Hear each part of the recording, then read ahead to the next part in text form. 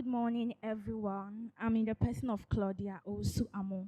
Standing on all existing protocols, I would like to invite Engineer Sam Pobi, the Managing Director for Anglo Gold Ashanti Obuasi Mine, to kindly take his seat up here. Please, let's give it up for him.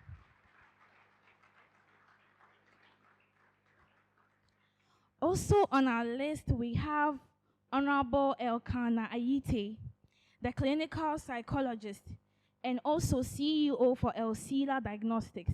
Please, let's give it up for him as he takes his seat up here. And lastly, we would invite Mrs. Nana Efia Boache Chikata, the CEO for Back North Schools, as she can. Please, let's give it up for her.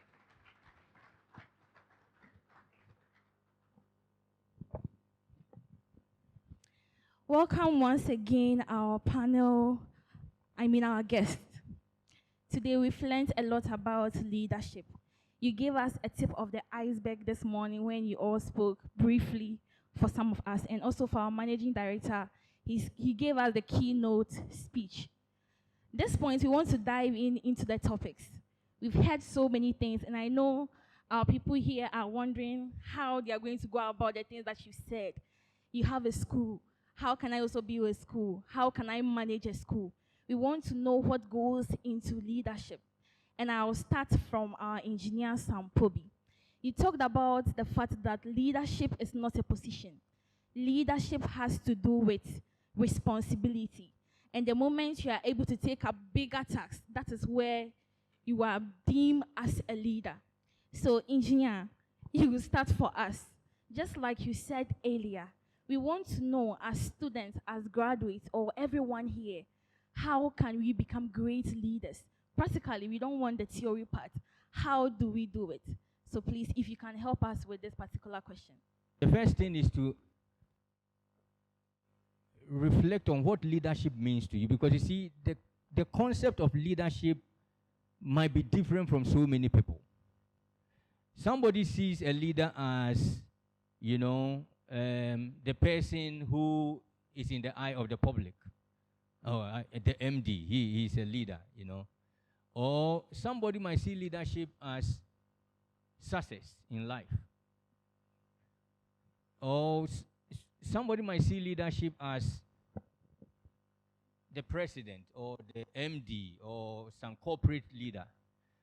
But that person can be a corporate leader, but he's a manager. See, a manager meets a system, he manages the system, he will never improve the system, he just manages the system. So I always tell my direct reports or head of departments that if you call yourself a leader and you can't point to me anything you've changed ever since you became the head of the department, you've not led, you've managed. Okay. So we might be seeing people that are managing situations and we call them leaders. A leader has to bring transformation. If there is no transformation, the person is not a leader. So if transformation or changing a system, if you are working in a place, you've been there doing the same thing for a long time, you are managing the situation, you are not. That is about transformation. Then the question is going to be, how do we transform things? We transform things by taking initiative, understanding the problem, and bringing change. So if we go by that, and that's how I believe in. I believe that a leader should bring transformation. And if I go to a place that the place is not as good as it is, I should leaving that sort of legacy that shows that there's a transformation in that area. So if that's the case, then all of us here can be leaders. What it means is that we can take initiative in our own capacity, like our brother Clinton is doing. Hello? Okay. Like Clinton has done, calling all of us here for this sort of conference, he's leading. You can, in fact, incorporate leadership. We call something managing your leader. You see, I can be the MD, but somebody can lead me. by taking initiative that we all follow. So one thing that I learned when I was growing up, is listening to a man of God who said, and he used a very simple example that stuck with me. That stuck with me and has always been with me. He says, to see a leader at the core of anything, he used this analogy. If I go to the washroom and that washroom is not in the right space or is not in the right position, is not well kept, and I go in there and do my thing and come out, I am not a leader. I am not a leader. Because I went to find a situation which is not right, and I also walk past that situation. So that is not leadership. So that means that if I'm a leader, if I go there and something is not well kept there, or the washroom is not well kept, I should take the steps to make sure I leave it in the right space before I leave. Ever since, I can tell you, every washroom that I go in, if it's not well done, I clean it. So that I'm leaving it for the next person. So to be a leader, you don't need much. It can be in this simple thing. In school, you go to the washroom, it's not the what you do. You also put another tissue on and you do your thing. So it has to be imbibed. Take initiative. That's what I do. Everywhere I go, it's not about the position you give me, it's about initiative that I'm taking. So that is a practical step. So if you're a young one here, and you want to demonstrate an art of leadership, all I would say is that take initiative. It can be in your family. Being an example to others. And then the final thing I would say about leadership is that all the things, and I think Honorable Stika, when he was speaking, spoke very passionately. Most of the things he said was true. But the fundamental of being a good leader is character. Character sustains success.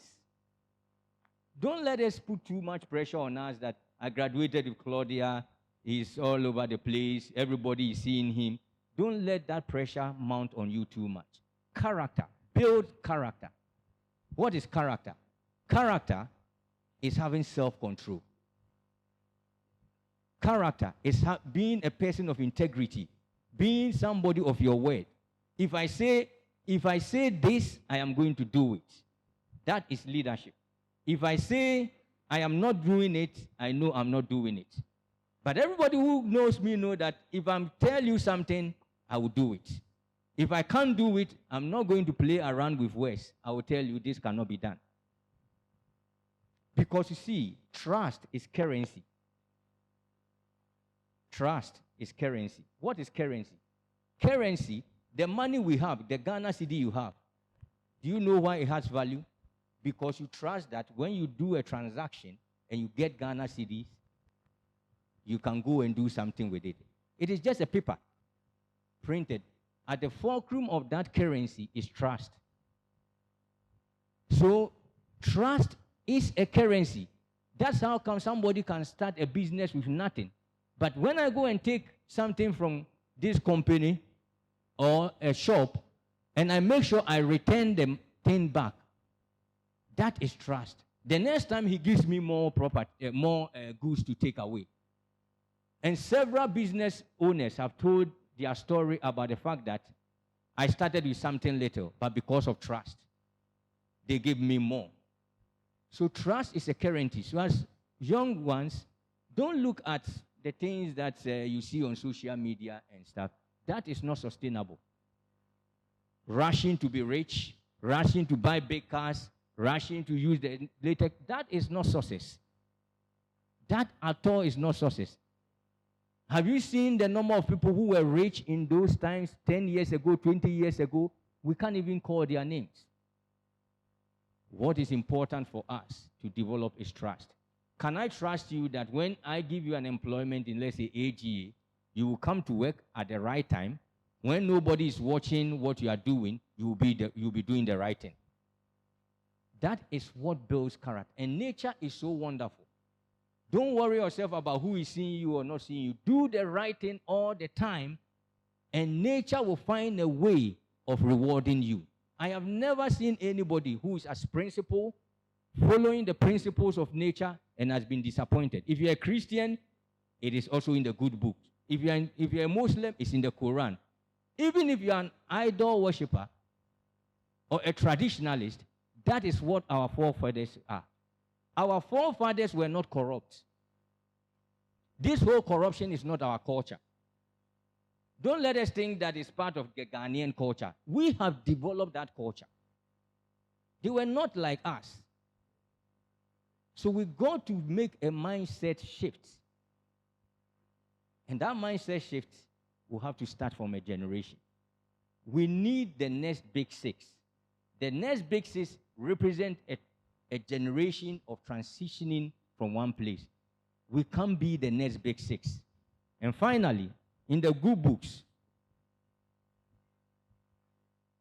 when Moses was leading the people, he couldn't take them to the promised land. Why? It wasn't because God was not powerful, God was not listening to their prayers. Because they were stiff-necked generation. Stiff-necked. They would never listen. They would never change their ways. So God had to depend on two young men, Joshua and Caleb. What was the difference? They had a different mindset. And God said to them that I'm going to make sure that all this generation will die in this wilderness and raise this new generation who had a different mindset. So what we need, young guys, is a mindset. Don't let us follow the mindset of the leadership with experience and move towards a mindset that is based on meritocracy. Where there is no meritocracy, we can never develop. And that's why I believe in that. If you come to AGA and you want an employment, it has to be based on merit. We managed to change last year, and Honorable was talking about it. Do you know what? We gave about 50% of our national service slot to Obuasi, people from Obuasi. And in fact, we were not even, and for females, we gave almost about 50% of the slot. They didn't even need they didn't even need that because most of them beat the men. Okay, so 50%, and it was based on merit. In the past, it would have been maybe 80 or 30% protocol. I don't believe in protocol because I never knew anybody and I got here. So we start 80%, 90. This year is going to be 90%. We've now 80% merit, 20% protocol.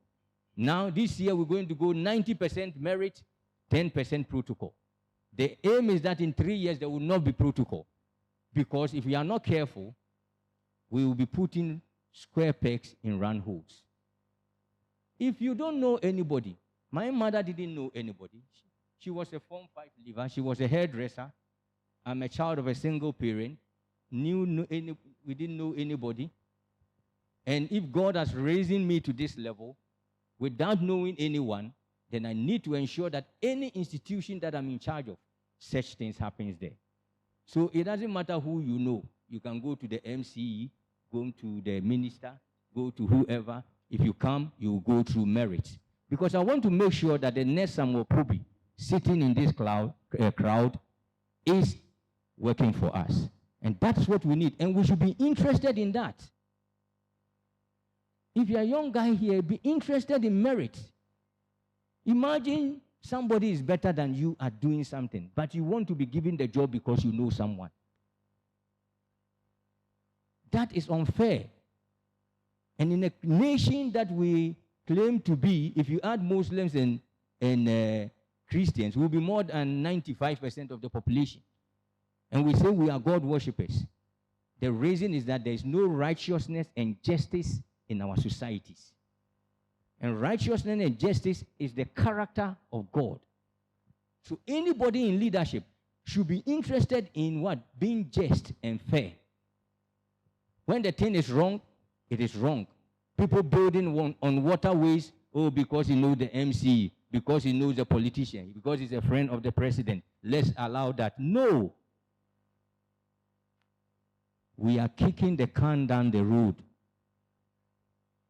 We can behave like ostriches and not confront our problems, but we will keep on kicking the can down the road. And as I said in my speech, the only way the developed countries will respect you is when you transform you. You can't see any black nation on the face of this earth that has transformed the economy. What is the problem? And do you think because of your PhD or because you're a professor, somebody will respect you for that? No. They will treat you with disdain because you have not transformed your own people, your own environment. So this generation, don't let this pass us. This is our time. Let's walk out there with a different mindset. And let people understand that we believe in merit, we believe in hard work, we believe in transforming this Ghana that we have. Thank you. Wow, that was a good one. Indeed, the future is now. Some of the things that our MD said that I've taken today is that for you to make change, it has to start with your mindset. So if you see yourself as a leader, that will inform your decision of taking initiatives. And that is where you make the change that needs to be made. So please, just as we have gathered here, if you didn't hear anything, don't forget, MD said that what? Trust is currency. So you need to change your mind, set enough to give their organizations, their businesses to you to handle. Thank you so much, MD, for such a wonderful speech. Now we are moving on to Honorable Elkanah. Leadership is not easy. Even me sitting here, speaking to people, looking around, it's not easy. There are so many psychological barriers that affect leadership. Maybe we have the initiative, but we are not able to express ourselves through what? Speech, or we are not able to stand in front of people. As a psychologist, what do you think are some of the psychological barriers that will affect young leaders, and how do we overcome that? Okay, thank you. I will mix my language because I've been warned by my constituency chiefs not to speak English anywhere I go because they don't understand the English. Okay, as a psychologist, I will use myself as an example. That's how I answer questions everywhere I go. I'm not talking to someone learning to become a leader over here. We are all leaders because we started from our mother's womb. You were the winner when your father's sperms were running through your mom's system. So you decided to reach the egg earlier. So you were a leader from the womb. So don't look at me, don't study me, and learn from me. Have your system. Look at yourself, look at the environment in which you find yourself to be. Then try to create your rules if you want to set up a business. For example, I own a diagnosis center. I used 6 months to get 2 branches. You ask me why? Most of the books we read, excuse me to say, they are archaic. Someone living in maybe Australia, writing books for you to use in Ghana, where our systems are different. You read them, do this, do that, do this. Then you build your whatever, your container or whatever you want to set up the this thing in. You go to your book, you open, go here. Meanwhile, we don't have it in Ghana. How are you going to do that? Meaning you set back. Then you become a failure. So I don't want to mention the bank's name. I use my own mindset to breach their rules. You know, when you open an account with a bank, you have to save, or you have to save there for maybe 6 months before you qualify for a loan. And don't fear to take loan. If Ghana is taking loan, and you are here, you don't want to take loan, but use it wisely. I was saving without withdrawing. I was using my own psychological way. So within 2 months, I went to the manager. I want a loan. Then he was like, we'll be a bank anytime, then. We still last 2 months. Now when he said, no, I can't book. I was looking at him. I'm saying, check my account. So he realized that I was only depositing. Me redraw. He said, okay. I said, okay, scanning here. Then quickly he signed. Later on, he called me, hey, what do you do in the and I'm just scanning. So we have to be critical thinkers. Don't come under someone telling yourself you are learning from, let's say, MD. No, he's having his system.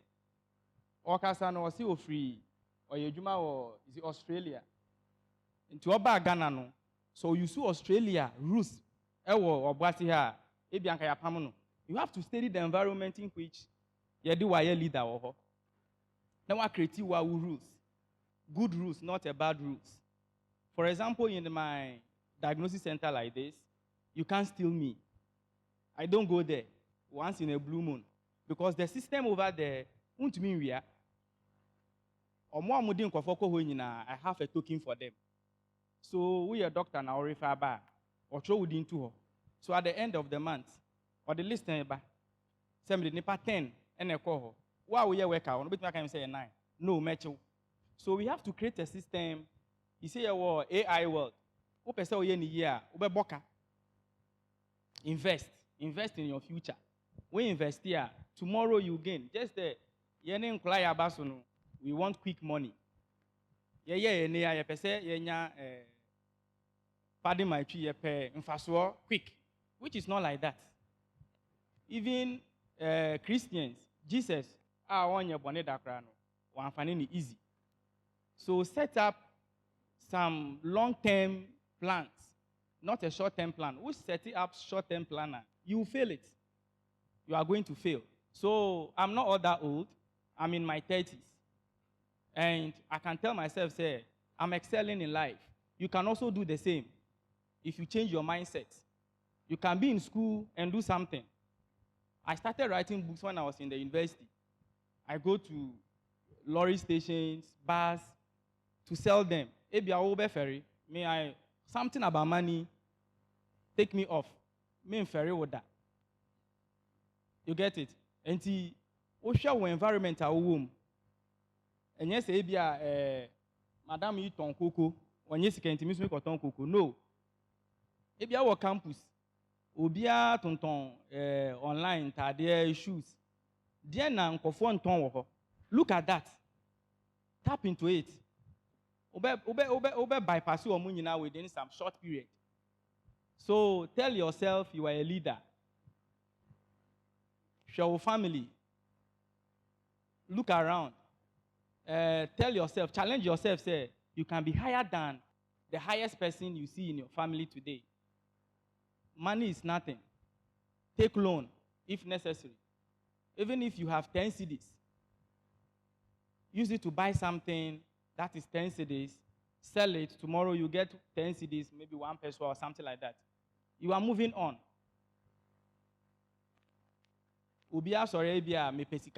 Forget about this business books. For me, I don't move. Maybe I'm a science student. I don't move with those business books. If you read, they will deceive you. Practically. Say, omu deceive you, anka bank manager. On your school, and sanko bank man no service 6 months. Yes, I coach the practicals. Meaning the practicals is more important. So forget about the books. They will tell you have maybe thrice the money of the business about a failure, so that forget about them. Wow, 3 billion. No, you can't. You will not get it. You can't get it. So use what you have to set up something. As a young person, before so baby school, no, you have something little, then your parents will also add up. So please, let us calm down.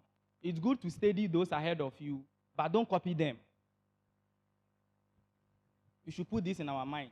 Don't copy me. Say, "Be I'm a call bank. Say me kwa say usu kwa yebechu. Ebi yebechu, yebechu. Me yanchi me ye smart. Ebi anyamine boa me. Ebi awu kwa yebechu." So look around, set up your own goals, then learn from a leader. Never to unyama we you will achieve it. Thank you. All right. Honorable Elkanah talked about critical thinking. One of the psychological barriers we face as young leaders.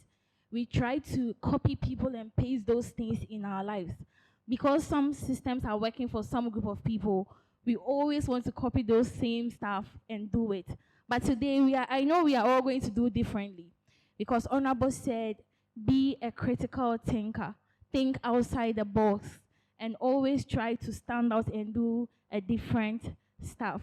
So now we'll move on to Mrs. Chikata to take our next question. From MD's key presentation, he made mention that entrepreneurship has to do with looking out for problems and solving them. So as an entrepreneur, we want to know, before we venture into any niche or we choose problems to solve, what must we understand? What do we have to know before we venture into some of these institutions? Thank you. I think the first thing you should know is, who am I? What is my capacity? What can I hold? What can I do? Because just like Engineer and Honorable have said, somebody's capacity is not your capacity. I run 8 businesses, and it is a toll on you, but can you do the same? So who am I? Then the second would be, why am I here? When we say, who are you? Most of us will use our name. My name is Nanefi Ejewa Obuasi Chikata, but that's your name. That's not who you are. I'm a teacher. It's not who I am. That's my profession. But who are you? When you step into a place and you walk away, what do we encounter? What do we experience? Once you've got that, you move on to, what can I solve? So Backnov School started because my husband and I had come from Kumasi, and we wanted a place for my son when he was born, to leave him so that I could go to work. He was 7 months old, and no school in Obuasi was taking 7 months old. No school. The child had to be 2 years old, potty trained, eating on their own, before they could accept him. So like I said, my dad said, so create what you want. And that's how Backnov Schools was born, with one child. He's here with us today. And that's how people brought. So people needed places for children from 3 months. And that's how we started. We were the first school who started accepting 3-month-old children. We solved the problem. Because when they left children in the house with house helps, a lot of things happened. A lot of things, choking, beating, all kinds of things. But this one, we had staff. So you cannot do something and somebody won't see you.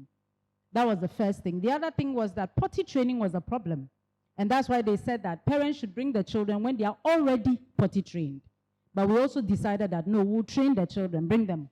By the time they are with us for 6 months, they will be completely potty trained. So our children are potty trained by 6 months. They may not say poo-poo, they may not say wee-wee, but they can point. They can touch a part for us to know that this is what I want us to do. So I think that before you decide to carve a niche for yourself, what do you want to do and what are you capable of doing?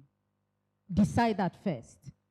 I like that we are saying start small, because the generation today don't like to start small at all. They want to look big. So I start my business today.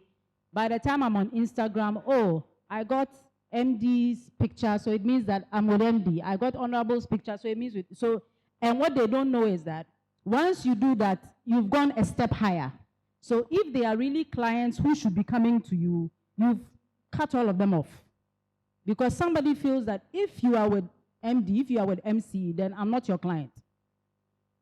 I have a friend who runs a fashion house in Accra, and she says that they do not like selling to, let me use the word, they do not like selling to the actresses and actors, because when they come in there, they say that, Ubenya seye to adye. So they don't want to pay for it. But the rest of the people working pay money for it and walk away. And whatever business you are setting up, it is for money. You are setting up the business for money. Popularity comes after, unless it's an NGO. But if it's not an NGO, you want money. That's why you've set up the business. So you want people who can pay for what you are selling. I'll repeat. Who are you? What are you? What are you capable of doing? And what you need to do, does the environment there need it? I think that Honorable said it. Do they need it there? They needed a school for children, for basic children, 3 months to 1 year, 2 years. And that's what we started. The next thing I'll say is it sustainable? What you want to do, is it sustainable? In the event that COVID happens, is it sustainable? If there's a pandemic and we all have to be in the house, can you sustain that business? Can you innovate and sustain the business? MD said that you cannot say you are a leader if you are not changing where you are. So you came, we had one speaker. You've been there for 10 years, the speaker is one. Even though you have managed the speaker, it's not spoiled, it still looks as new as it is. You've not innovated. You've not added anything onto what you have. So can you do that? One of the things is, let me use the schools for example. Most schools use buses. Some schools don't need buses. But because other schools are using buses, they quickly go and buy a bus. But we've not counted the cost of what does it take to run a bus? Is the bus sustainable? Will it pay for itself? So what happens is after we've got the buses, most of us have to use the school fees to handle the bus. That's a loss. It's not a profit. But maybe your school has just people in the area enough to fill your school, that you do not need to pick people from other areas. Why not concentrate on those within your area, fill your school with them, and still make your profit without having to bring people from outside? So that's what I would say. Who are you? What are you? What can you solve? Is it sustainable? Are you innovative enough? Have you done a feasibility study to make sure that the business you are starting will be sustainable? I sell cocoa. You have looked at my customers, then you're going to buy cocoa stand. Meanwhile, you could have sold both fruits by me. So when I buy the cocoa, I come and buy both fruits. But cocoa and me pots and cry so saying then we come and put cocoa. Then you don't know why people are not coming. But meanwhile, secret ingredients be on the cocoa you don't have. But both fruits now the simidi and one. Until we can even become friends. Oh, challenge send them to me, and then we move forward. That's what I think. Thank you. Thank you so much, Ms. Chikata.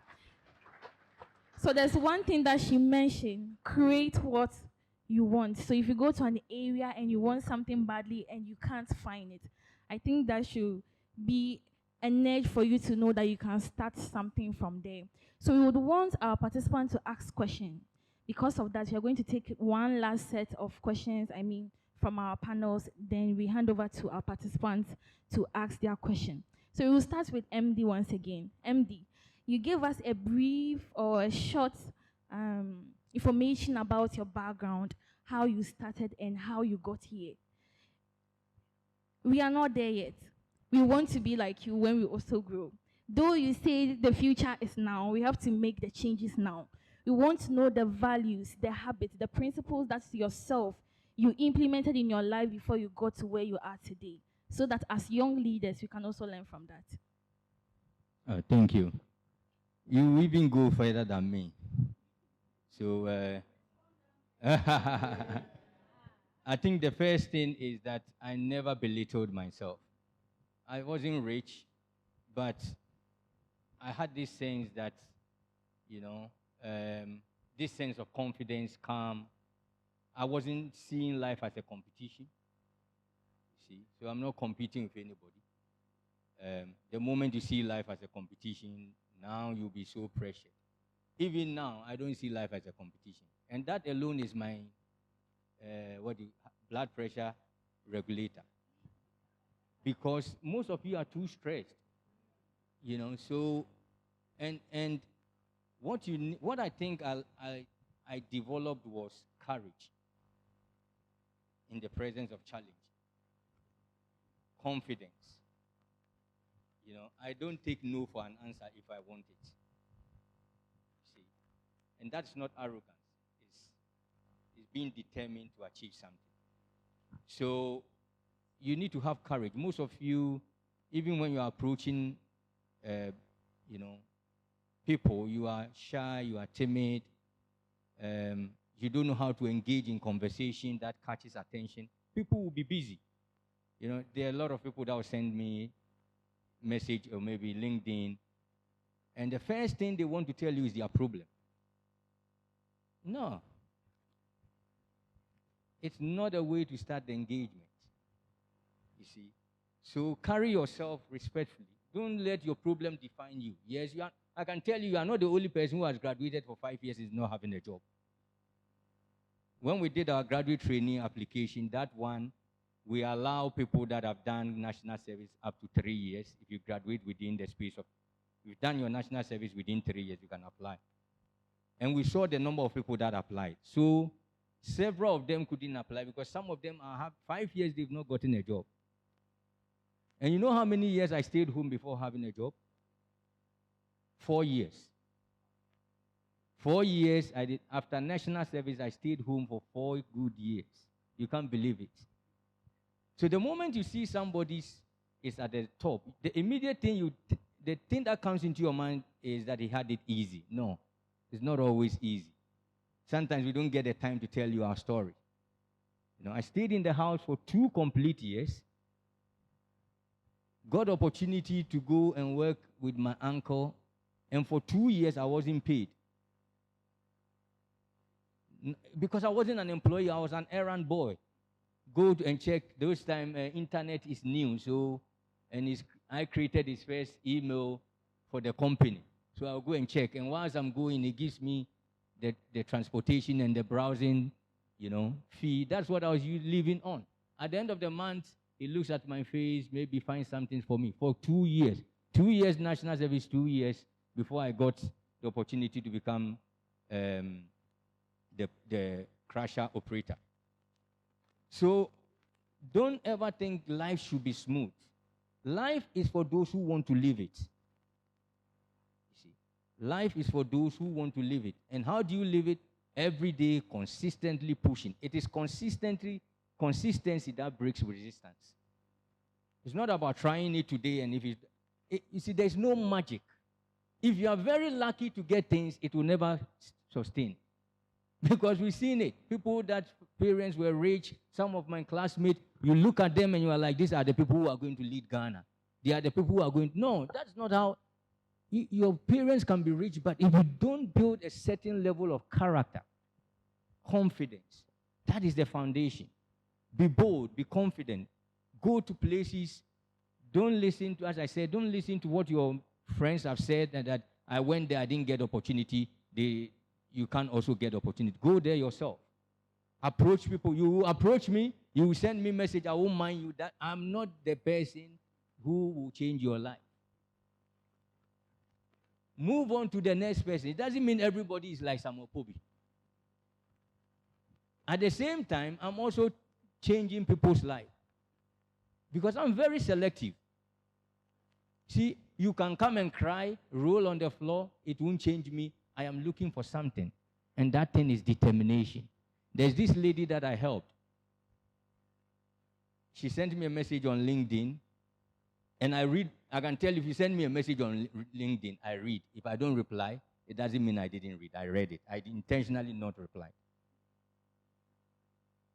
Because if it is more about telling me your problems, you won't get my sympathy. So this lady wrote a message to me, and she said, I am a graduate of so-and-so school. Even though I've not been successful with employment, I have managed to create my own business. I go for these old bottles and these cans that they store cream in, and then she will brand it, wash it, brand it, and then she was into this shea butter business, and therefore, this is where she is. She sent me some pictures to show what she's done, and she said, I need a direction about what to do. This and that is what I want to do. What do you think about it? It caught my attention. So he's not bringing her problem. He's coming as a fellow to share ideas. You see, that's where it caught my attention. And I replied back to her. And today she's doing exploit. In fact, through that relationship, she came back practicing her mining. She's a mining engineer. But what caught my attention is the fact that She did not come across like a money engineer. Why should I go and do this job? Started small, and gradually, she was able to come out. So let's build that confidence. Don't send, if you send me a message and say, hello, some of you, that's what you do. Hello, how are you? And you want me to say, I'm fine. I won't say it. Go straight to the point. That is confidence. And what we are building, now you live in a global village. You are competing with other people outside the country and everywhere. We want people that are confident. So I want you to develop your confidence. And confidence is not arrogance. It's about pushing the boundary. Never, never give up because you tried it for the first time. So that will be my message to you, that be determined, have the character, understand that life is in phases. Others will start today. It doesn't mean they will be, some of you might one day employ some of us. It doesn't mean the fact that I'm here today doesn't mean I'm going to be your a leader forever. Some of you can become president, and I will serve under you. So, and the last thing perhaps associated is that pay attention to people that you come in contact with. Never despise them. Especially when you are a student and you'll be teasing people about with your phone. No. You don't know where they're going to end up one day. You see. Your objective, and that's my objective, is that anybody that I come in contact with, I want to make sure that when they mention that they ask the person to mention 5 people that have made an impact in their life, I want to be one. That is my objective in any relationship I go into. So that should be the same thing. Don't be teasing your colleagues. Don't be teasing your people when somebody is speaking English and doesn't even say it well. That is not the way to treat people, because you don't know where the person is going to end. And you might need the person's favor. Take anyone that you come in contact with as an opportunity that God has brought your way. Some people will go ahead of you to wait for you in the journey ahead. Some people will direct you to the place. Some people will bring you down. They are all needed in life. Some people will backstab you. They are needed. In fact, you need those people more than those that even are always praising you. You see? Because sometimes what we call opposition in our life is God's way of directing you from an unordained path. You see? Somebody might be opposing you. You might think it's against you. He might be directing you from going on an unordained path. You might be doing a course you did that was not your first choice, or university you went to, or secondary school that was not your first choice. That shouldn't define you. I never got my first choice school.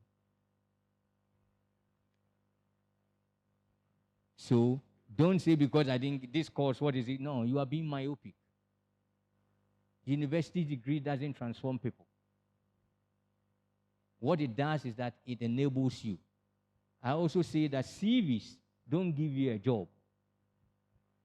CVs gives you an opportunity to be interviewed. So when you draft your CV, understand that I need to make it such that I will be called for an interview. And when I'm at the interview, I need to perform. And finally, some of my brothers and sisters, when you get opportunities, maybe you were introduced by an influential person. I see that a lot. Said, okay, let him come for the interview. You come with the intention that because I know this person, you don't prepare. Don't leave any stone unturned. Come prepared. Be determined in life. That is what will define your success. And I'll leave it at that. Thank you. Thank you so much, Engineer. So now to Honorable Elkanah. As leaders, as young individuals, it's not always that you're going to be accepted. If you experience repeated rejection as a leader, how do you encounter that? As a young individual or a leader, you won't always be accepted. You always get the opportunities that you want. So if you face repeated rejection, how do you manage that? Okay. It's all about your mindset. At think I'll use myself as an example. When I started my political career, I went to many chiefs in the constituency. They look at me, can you call un to me? Then I left. I went to them again 3 times. Then they saw that, no, I have some kind of courage. So, what did I say? Then I told them my mind. It was like, oh, okay. And they wanka. You see, so at times, as our boss said, have courage. Okay? Identify your potential. Then crack it harder. There is no way you will find it simple. Crack it harder. When I started, I go here, people will laugh. Now, I crack it way. Do you know Jachikwe Singh? I told them, he also started from somewhere. So why that? Okay. Yesterday, as I was saying from the beginning, do you know the amount of people who called me? They are calling, please come and join us. I said, which party? I want to be independent. I don't want any distraction. Tomorrow, party manager will come, let's do this. No, I have a vision. I'm focused. I want to deliver. So if you experience rejection, that's not a failure. Even failure, to me, it's an advantage. I'll go back home. Why did they fail me? Maybe the fault is from me. Then I will learn. Tomorrow when I go, I will not start from 0 again. I will start from where I failed. So rejection shouldn't be something that will terminate you. No. Keep pushing. You will find it. Thank you. Thank you so much, Honorable. He said, keep pushing and you will find it. Now to Miss Chikata, you are an entrepreneur. You didn't get it all at once. There were times that you failed. So I know Honorable has touched on your topic, but we want you to actually talk more on that. How do you manage failure? Because I would want to enter into a particular niche. I might fail, not once, not twice, not thrice. How do we manage failure? All right, thank you. Thank you so much. I think Honorable has said a lot. Failure, rejection is part of business. If you do not want to fail or you do not want to be rejected, then don't start business because it will happen a lot of times. If you are a woman, it goes higher because there are things that they feel that a woman should not do. And when Rebecca said, "Oba we neni ede dodo, oye tunu dodo, or pushi dodo, ado ni kunu ofie, ni kunu controlling no." All those things will happen. And people will be rejecting you because you are a woman, not because you cannot do the job. However, like Honorable rightly said, build from there. When I started the school, we had Bahababume, low cost. And we had about 2 or 3 children in. But I realized that any time a parent would come and give me assurance that they would bring the child back, they won't show. I was wondering what was going on. So one day I decided to just walk around the area and talk to the people there. Oh, you can bring your child. If you're in the area, you get less fees and all that. And then I realized that there was a woman standing at my junction and driving the parents back. So when they get there, she stop. Oh, coming back enough. Oh, how do you know? And how do you know? Another place. And that is what she was doing. That's a part of rejection because she didn't know what we were doing. She did not know me. So I asked her that, is that an issue? She said, oh, Oyerepa, I feel say school there, your baby a mema na be school, and your ba in a BA school. So I had to sit her down, explain things to her before the school people started coming. So she who was driving them away became the evangelist. Oh, she brought a lot of people there. So rejection is, I do not understand what you are doing. I don't believe what you are doing. I don't see how what you are doing is helping me, and because it's not helping me, it cannot help others. Now, all those are ways for you to find a way to make your business work. So it's not helping her, it's not helping him. What is she, what is he that is not helping them? When you discover it, you may have a gold mine sitting there. What is the reason why the person is rejecting it? One of the rejections I also had was that the children are too little, 3 months a day. I don't know, the school. And so the mothers began to feel bad that if they bring their children at 3 months, it means that they are bad mothers. So that was another place we had to address. So we would call a PTI meeting and talk to all the women. Oh, you're not a bad woman. You are trying to support your husband in what he does. Oh, okay. So it doesn't mean, no. So when you are coming, squeeze out breast milk, put it in a bottle and bring it to us so that your baby doesn't lose the attachment with you. That brought another group of people. So every time you are rejected, every time somebody says they don't believe in you, I see some of the young people do it as well. Anytime somebody says, no, I can't help with this, you withdraw. You don't speak to the person again. And that's like, okay, so you came only to be helped. But there's more in relationships than there is in money. There's more in relationships than there is in money. In fact, if you are a business person, you need more relationships than you need money. Because sometimes it is not money that will lead you where you want to go. Sometimes it's somebody just waving, what about AYLS? Oh, wow. Then somebody standing behind the person, so if this person knows this person, it means that person is credit worthy, so I can work with that person. So it's not all money. Every rejection gives you a chance to look into the business again and correct what needs to be corrected and involve people that were not involved. So if there is rejection, it is because you must learn from it and make hay from it. Thank you. Thank you so much. Please let's give it up to our panelists. Please let's give it up to them. So for the sake of time, we are taking only 3 questions. So if you think you have a question, please kindly raise your hands. We need only 3 people. 3 people. Okay, so I monitored those who raised their hands. Okay. Need 3. It is not gender friendly. So I'll disqualify 2 of the gentlemen. I need 1 more lady. So those are the extreme. Please, I've disqualified you. I need a lady. It's not gender friendly, and I'm a boy. I need 1 more lady to ask a question. 1 more lady. Yes, please come. Oh, I'm not being fair. I'm not being fair. Oh, why? Oh, no. I disqualified the 2 just to get a female to also be part. We have to balance the gender. And I'm a mom, you know.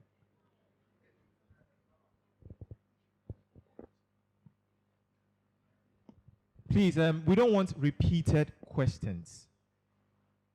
If what you're going to say, somebody has already said it, then it's better you don't talk because of time. So please, just go straight to the point so that our panelists can take their seat. Thank you. Good morning to you all, and thank you for the opportunity. I stand on already established protocols. I'm Al Hassan, and my question is, as young leaders finding our space in leadership, how do we navigate leadership effectively while maintaining our personal safety and security? I ask this question because there is an account maxim that when you try to fight things like corruption and stuff, there will be people who watch you go scot-free. Thank you very much for the opportunity.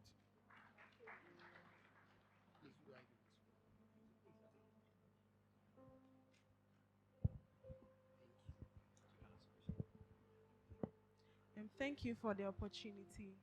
And then I'll direct this question to Ms. Chikata, since she's the, Chikata, since she's the one answering or talking to us on entrepreneurship. So now my question is, I've realized that now the world or the marketplace has now become an online something. So most people are selling and buying online.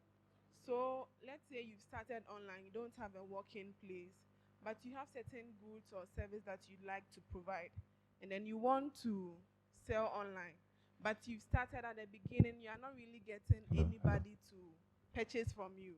Since most people are afraid to buy from you because of all these scammers and all that, do you still go ahead with the online, or do you decide to just stop and then stop the business altogether? That's my question. All right, thank you.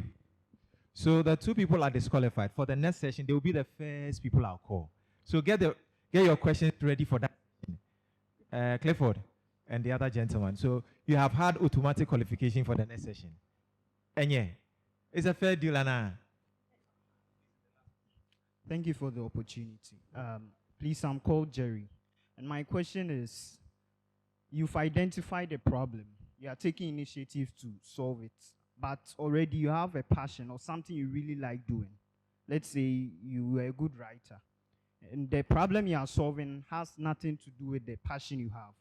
Do you let go of that passion? And if not, how do you balance it with the problem you are trying to solve, especially a problem relating to being a leader? Thank you. Please, let's give it up for our 3 people who spoke. So we have AA Foundation giving notepads to the people who will be asking questions. They are 50 in number, so it's not everybody that will get, I beg. If you don't get some, please. All right. All right, so we have 3 questions, 1 question for each of our panelists. As for Ms. Chikata, the question was directed to you directly, so you won't get to answer that. So for MD, one person talked about, you take the easier one. Okay, please, let's hear from you. I'll take the easier one. So the easier one was the corruption one. My good friend will answer. But, you know, if the problem you are solving, because as we said, problem solving will give you the money. You need the problem solving to finance your passion. You see. So if you can't say I'm passionate about something when it's not giving money, because your passion doesn't bring money. What brings money is when you are solving problems. So if that's the case, then you can do both. See it as I want to use the problem solving to finance my passion. If you want to write for leisure, and you have more money, you can sit down there and write. But if that is not good, if those things you want to write because you are passionate about it doesn't solve problems that brings money, then why would you do it? See, money is like a beautiful lady. Mm-hmm.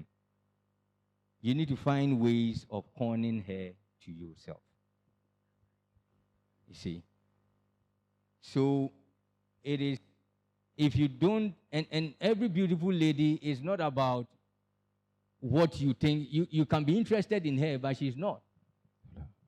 Why? Because, so you can't be passionate that I want to have money. No.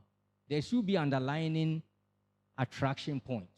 What is the magnet that is attracting it? So for a lady, she might be looking for certain characteristics in you. You know, there are things, I don't want to mention some of them. So you got to be able to find out the attraction point. You can't just say because I'm interested in her, she should also like me and that she's rude. Find out what is it that attracts the person. And that's the same thing for money. You need to attract it. And money is only attracted to problem solving. Simplicity. If you are not solving problem, you're not going to get money. Either through employment or a true salary or through self-gain employment, like, opening your own business. So I would say that if the problem you are solving is going to create money, do it and use that to sponsor your passion. Thank you. Thank you. Thank you. Yeah, let me take the difficult one as MD said. Concerning corruption, what is corruption? At times I get sad when I watch television, seeing politicians crying over corruption. Meanwhile, they can stop it. If you have someone who is corrupt in your house, how do you manage that? Just break that gap so that you'll be free. For example, as our MP said, Mr. Sticker, you met policemen demanding money. Did you do something? Maybe you give them and leave. Tomorrow they will do it again. You get it? So we should also understand that in this life, practically, you can't take it out of our system. In one way or the other, corruption is broad. Even, I'm afraid to say, even it's in heaven. Because I'm a Christian. We are in a car. Then there will be an accident. One will be favored. It's also corruption. Maybe God liked that person. You are shaking your head. That's reality. For me, I'm a practical person. And you can't take it off. It's part of us. So if it is worrying you, cut it off. If it is benefiting you, keep it. Keep quiet. So that's the simple answer I can give him when it comes to corruption. Thank you. Thank you. But I want to say that our God is a just God, so he's not corrupt. For the Christianity, right? All right, Miss Chikasa, the last question. All right. You see, corruption obviously has its root in greed. You know, and look, you ask yourself, those people we point out on social media, these are the rich people in Ghana. Go and look at the sort of roads they drive on with their vehicles. You know, when you are rich, it should reflect in your environment. You can't, you know, like Solomon, when the prince of Persia, the prince of Egypt, the princess of Egypt visited, said, wow. He looked at the people organized around. They are all beautiful dress, very nice environment. So the people we call rich, they are not rich. Because wealth should reflect on the citizenry or the people around you. So we can't, and we've been corrupt, taking this big money, and so you ask yourself where it is. Let me tell you where our money ends up. It ends up in the same people they say they have come to take our money away. We go there and put the money there. You see? So corruption doesn't help us. It is, so if you want to fight corruption, you can't do it alone in this country. You'll be frustrated. So I just think that forums like this, we need to come together as young people and say, this corruption is not helping us. And if it's not helping us, what should we do? In Ghana, I believe that the spirit of Esau is on us. Instant gratification. What am I going to get today? As for the rest, I don't care. Look at the way we even drive in town. A taxi driver pulls over in the middle of the road because he wants to pick a passenger. Nobody cares about anybody. Do you think somebody cares about you? No. Because so long as he wants to pick the passenger, all of us coming from behind doesn't care. And that nature is what we need to eschew. So corruption is gradually becoming part of our fabric, and it's going to get to a point we can't distinguish between that, because at the moment we can't distinguish between what is corrupt. Do you think what comes on the radio and the political guys that we say he's taking this money? No, that's just a tip of the iceberg. There's a lot that goes on. And that is killing us. If the person is not fixing the road for that lady in your community to go to the hospital, and people are dying on a road recently, Kumasi, Accra Road, people that are dying. This is corruption. Because we don't value life. We don't value life. Look at the job we allow people to do. Let me tell you, this is a hard truth. Anytime I fly and I start entering into Australia, I ask myself, orderliness, structure. So if these people call themselves human beings, who are we?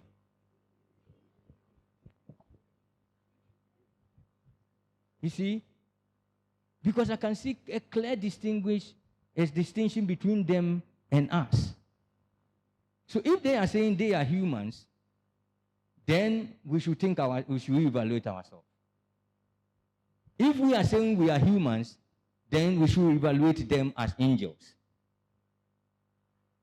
We have a big problem, and corruption is at the hem of it.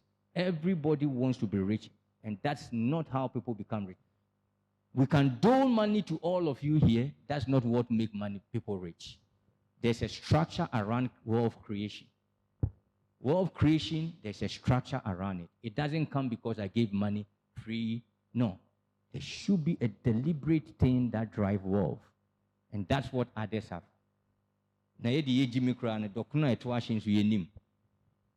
Let's just see what others are doing and do. That's what China did.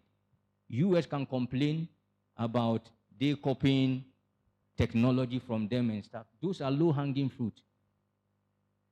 US can only grow At the moment, their GDP can grow by only 2%, between 2 to 3%. That's when they've done very well, because they are the frontier of the economy.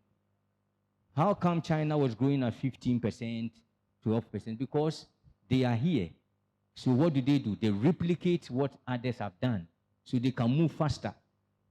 Why should we reinvent the wheels when others have done it? So for US to grow, they will have to discover more technology to push the economic frontiers. Those that have done economics, that's where it sits. So Ghana and Africa, it is so easy for us to transform our economies.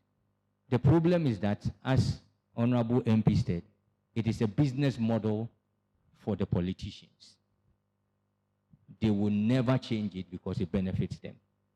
So when they complain, it's not because they want to come and change things, it's because they are not the ones benefiting. You see, because the moment they come, we see them doing the same thing. So it's not about they complaining to come and change something, it's because I'm not the one enjoying.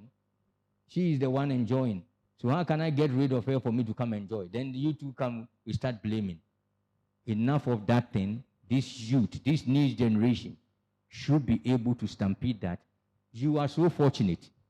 You have ChatGPT. You have so many tools at your disposal. If somebody says something, you can fact check it. And that should be the way we should be voting. Fact check them. Is it true that the economy has grown by this? The system will tell you. We can fact check. Our fathers didn't have what you have. So we cannot be lied to. Deception cannot be a trade in our generation when we can see we have information at our disposal to fast check most of those things. Thank you. Thank you so much, MD. So please, the last question. If you want to fight corruption, you can't fight it alone. No, it wasn't corruption. He says that he wants to be a leader, if I got you right. But how is he able to safeguard security as a leader? Because you see a dominant sign, you're so akrache. Oh, then Alasan want to be a big leader. Yeah, because, I mean, nowadays, what we've seen is that someone rising up and all of a sudden has a bodyguard for what? Can't you see the insanity in our country? We build houses burglar-proof all over the place. When there's fire, in other places, the only wall they have is to demarcate their land. Why are we so worried? Because we are not creating the opportunities for the young ones to get jobs, therefore we are worried that they will come and attack us. So, Nina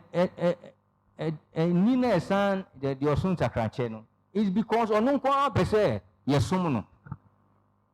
Onunkwa Pese, your friend honorable, and I say, Minister, you know, I mean, is that leadership? We make too much, we've made thin God out of mortals. We bow into people. I'm not saying don't let us show them respect. We have created a sort of leadership we want to see. Oh, we've come to serve you. They are not serving us. What are they serving us for? When they get opportunities, it's about their family.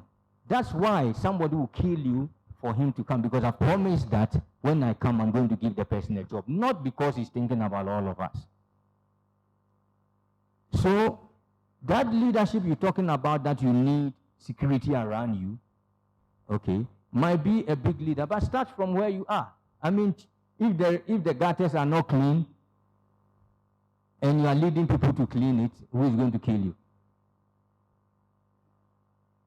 If there is no employment in the society, and you are coming with innovation, leading the youth to form companies, and doing those things, who is going to kill you? It is only when you are looking at the sort of political leadership we have, then you'll be thinking about that. So I wouldn't worry myself about who wants to kill me, you know, unless I know I'm doing the wrong thing. Because security for Honorable, for example, needs security because of the environment we are in now. But her objective is not to have security surrounding her. Her objective should be that, when do I get to a point where I don't need security around me? And the only way that will happen is when you've created an environment where nobody needs to kill you. The only reason people want to be an MC is because they think there's money in that. Because if you look at the salary they take, why would you even want to go there? Because public service now is not about service. It's about enriching ourselves. There's nothing like public service. So let us not copy the sort of leadership we see. Those that are good, that we know deeply that they are good and we see them, let's copy it. But you know, the kind of leadership we have, and the only way I will see that we are getting leadership is when I see transformation. Because leadership should bring transformation to us. Until that, I don't see any leadership in Ghana. Frankly, I don't see it. Maybe when I see people getting jobs, industries created, the small amount of money we get, we're using it for what is intended for, as I indicated in my speech, that you can't blame the foreigner, the colonial master who came here over 100 years ago and have left your shores almost close to 70 years. And then when you mismanage your economy, you go and blame them. The first thing we should be asking them is that the small money you got, what did you do with it? Like the analogy about my father who is complaining that his employer is not paying him well, but when he gets the money, he's chichinga, beer. And then he gets to the end of the month, he comes back to engage that you people are not helping us to grow. The money he got, the salary he got, what did he do with it? The corruption, that is at the root of corruption. And I think it's not for one or two. All of us here should fight against corruption in one way or the other, how we are able to. Thank you. I think we've taken all the time. Yes, thank you so much, MD. So, Alas, and I think there's another angle to your question that MD would have to answer to you. So maybe after the section, you can actually meet MD so that he can elaborate more on the part that you want for you. So we are done with this session. Ms. Chikata will answer hers and also summarize this discussion for us. Thank you. Thank you. When she asked her question, I saw a business opportunity because she's identified a problem. And so I would encourage her to try and solve it. This would be my suggestion. You are asking that people don't want to buy online because they are scammers online. Why don't you become the middlewoman? So when somebody is buying something, they send the money to you. They send the product to you. You send the product to the person. So they are sure that once the product is sent to, I don't know your name, sorry. So once the product is sent to Nanefia and the money is with Nanefia, product owner will get theirs, money will go. Simple and short. So everybody now, and MD said that trust is a currency. So start with your family members. They will recommend you on and on. So you stop selling online. You only suggest to collect the money, collect the product, and disperse to the owners. They know that once it gets to so and so company, I will get my product, I will get my money. You put your charges on it, you are good to go. Thank you. Thank you so much, everyone, especially to our panelists. And I believe you all agree with me that we've had a very wonderful session. And to our panelists, we don't take this opportunity for granted. We are really grateful for this. Please, we would want our panelists to take their seats, so let's kindly give it up to them, even as they take. Thank you very, very much, Ms. Claudia Owusu-Amo, for facilitating this session. It's mind-blowing and thought-provoking session. It's about leadership, but there are currencies that have been thrown at us that we can use. Relationship is one. It's a very key currency. If you want to be an entrepreneur, don't downplay on relationship. 2, character is a serious currency. Trust, when broken, cannot be repaired.